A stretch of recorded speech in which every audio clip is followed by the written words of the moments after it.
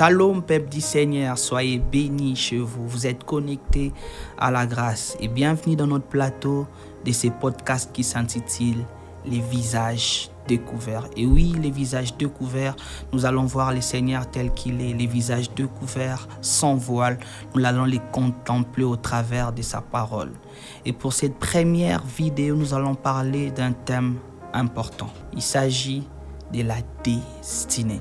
On va lire un texte, Éphésiens le chapitre 2, le verset 10, la Bible déclare « Car nous sommes son ouvrage, ayant été créés en Jésus-Christ pour de bonnes œuvres que Dieu a préparées d'avance, afin que nous les pratiquions. » Ici, l'apôtre Paul parle aux Éphésiens, il leur dit, en fait, il y a de bonnes œuvres que le Seigneur avait préparées d'avance pour que vous puissiez les pratiquer.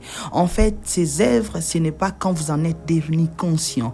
Ces œuvres, ce n'est pas quand vous avez eu l'information. C'est ainsi que je m'aimerais dire à quelqu'un, au sujet de la destinée, Dieu arrête sans nous ce qu'il a prévu et il exécute avec nous ce qu'il a annoncé. Le plan de Dieu pour l'homme est un tout, mais qui s'accomplit progressivement. Lorsque Dieu crée l'homme, Dieu ne donne pas seulement existence à un être qui lui ressemble, mais Dieu met dans cet être un contenu. C'est ainsi qu'il parle à Adam, il lui dit « Sois fécond, multiplie-toi, domine la terre ». Il attache à son existence une destinée. Bien-aimé dans le Seigneur, la destinée n'est pas un concept inventé par les hommes. La destinée n'est pas une motivation de prédicateur pour te faire bien. La destinée, c'est la réflexion de Dieu pour l'aboutissement de l'homme. La destinée, c'est ce à quoi le Seigneur pensait lorsqu'il t'a créé.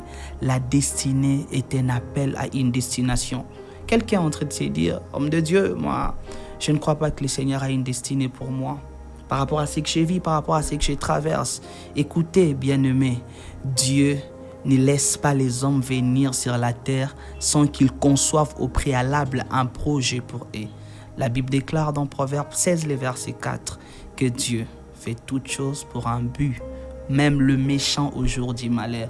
La Bible attache à ces textes un côté péjoratif, comme pour dire même le méchant est planifié par Dieu. C'est ainsi que quelque part il dit à Jérémie, avant que tu ne naisses, avant que tu ne sois conçu, pendant que tu étais encore une masse informe et vide, je te connaissais et je t'ai établi comme prophète. Sachez et notez ceci, la destinée existe avant l'existence.